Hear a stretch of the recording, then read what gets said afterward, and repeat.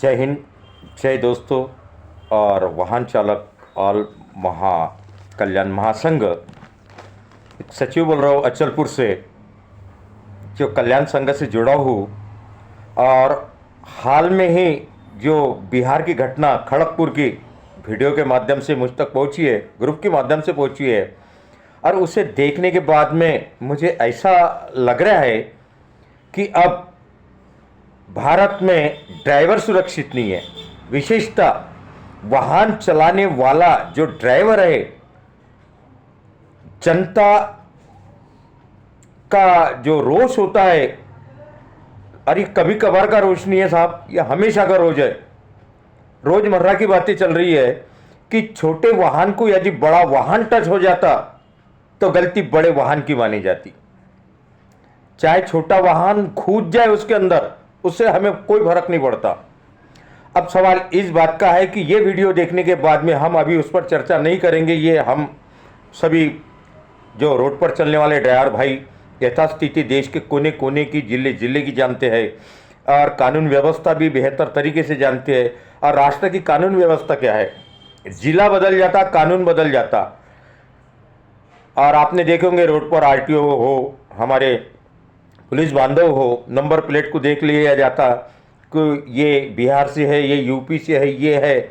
लेकिन वो ये फर्क जरूर कर लेते प्लेट पे से, लेकिन वो ये महसूस नहीं करते कि वो ड्राइवर भारत का है और वो भारत के प्रति समर्पित है, भारत के प्रति श्रद्धा से ओतप्रोत होकर महीनों हफ्तों अपने बीबी से दूर रहे, अपने बच्चों से दूर रहे, 8-8 दिन नहीं नहाता, मैले कुचे कपड़े और फटी हुई बनियान उसके बदन के ऊपर है, फिर भी वो शोषण का हकदार रोड के ऊपर है। कहाँ से आए रे भाई, चला इसके 500 लगते उसके। ये विषय अभी का नहीं है, वर्तमान विषय ये है साहब कि बिहार वेस्ट बंगाल के अंदर जो घटना अभी घटित हुई है, और जो वीडियो मैंने देखा तो पत्थर भी पसीस हो जाए, पत्थर भी पसीस हो जाए। जिस निर्दयता के साथ में करुणा खोकर वहां की जनता ने उस ड्राइवर को कुचला, मुझे नहीं लगता कि देश के अंदर अब इससे भी आगे उम्मीद करना चाहिए कि कानून व्यवस्था जीवित है। या विशेष किसी राज्य के लिए वीडियो बनाना ये उचित नहीं है, क्योंकि ड्राइवर का ना तो कोई राज्य होता, ना तो कोई प्रांत होता, ना तो कोई उसका होम स्टेट होता। बस उसके लिए एक अखंड भारत होता, और वो अखंड भारत का एक सैनिक है, सेवारत है। और वो ये नहीं सोचता कि मुझे बिहार में सब्जी पहुंचाना है या मेरे होम स्टेट तक ही मुझे अपने मर्यादित कार्य करना, नहीं साहब, वो भारत के लिए। लेकिन लोग कुछ विशेष महत्व के नज़रिए से ड्राइवर को नहीं देखते। पूरी उम्र चली गई मेरी, और इस बात का आज मुझे गहरा दुख है। तो मैं वीडियो के माध्यम से आप तक जो भी कुछ अपने दुख व्यक्त कर रहा हूँ, ये वीडियो आप आगे तक और भी पहुँचाने की कोशिश करो, और एक संगठित हो जाओ, ताकि ड्राइवर भी समाज की मुख्य धारा के अंदर आए और ड्राइवर को भी सम्मान मिले, इज्जत मिले। बस इतनी सी भूख हम आज हमारे भारतवासियों से रखते, हमारे देशवासियों से रखते, हमारे माननीय राष्ट्रीय अध्यक्ष जी सुरेंद्र प्रसाद जी से रखते, हमारे यहाँ के जिला अध्यक्ष माननीय श्री जावेद खान से, उनसे भी यही अपेक्षा रखते कि देखिए ड्राइवर के प्रति कम से कम उसको एक छोटा सा सम्मान, और रोडों पर ऐसा एक सांप की तरह ना कुचले जाए, क्योंकि वो देश का एक बहुत बड़ा सेवक है। और सही हृदय से, सही आत्मा से वो अपने परिवार का त्याग करके महीनों वर्षों आप तक सेवा में समर्पित है साहब।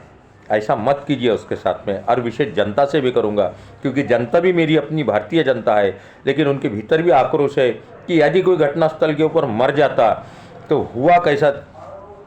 ये जो बातें हो रही है, ये आज भयानक तस्वीर इस ओर इशारा करती है कि भारत में कानून और न्याय व्यवस्था नहीं है, या फिर लोगों का कानून और न्याय व्यवस्था पर भरोसा नहीं है।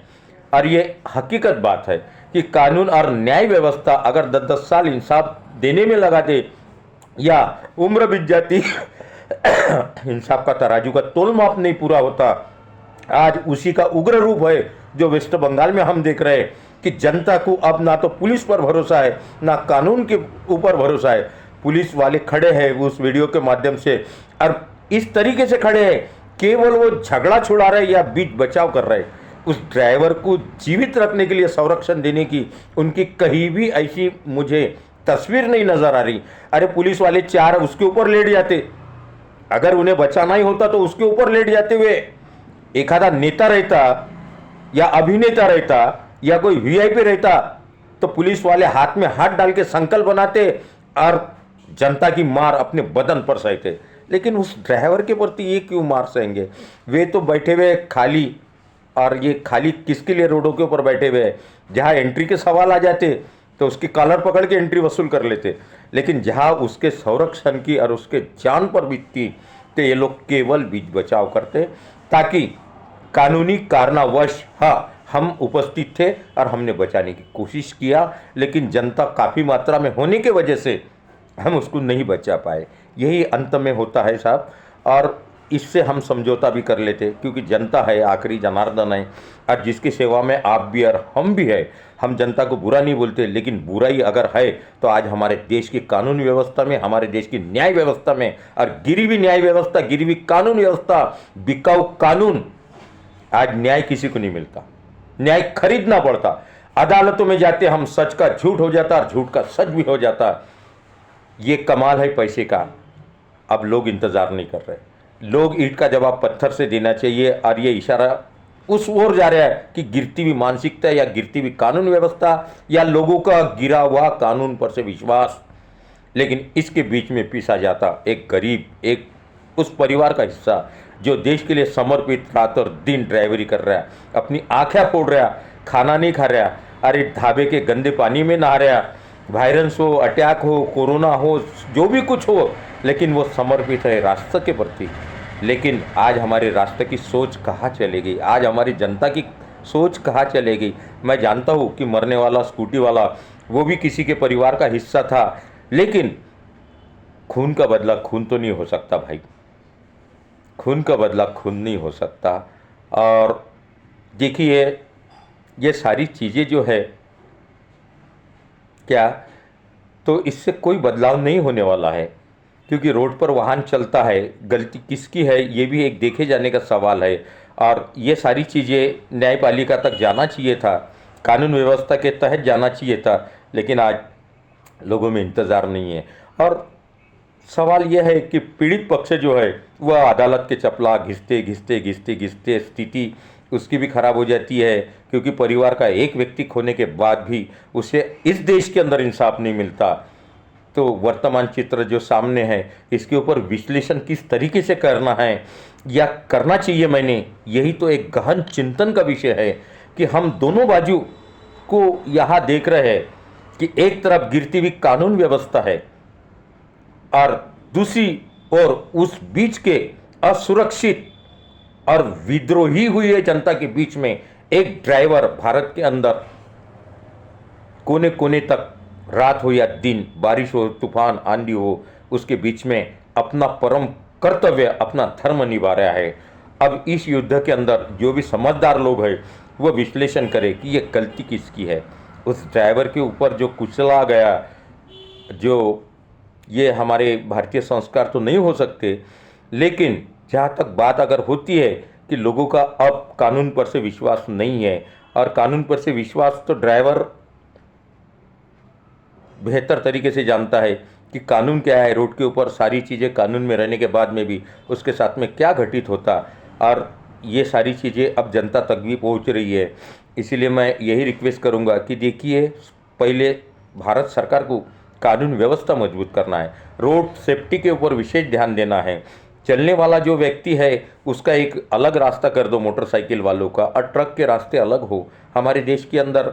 और ये सारी चीज़ों के साथ में एक व्यवस्थापन इस तरीके से हो जाए ताकि ये ऐसी घटना को हम टाल सके, और इसके ऊपर काफ़ी गहन चिंतन की और भी ज़्यादा आवश्यकता है।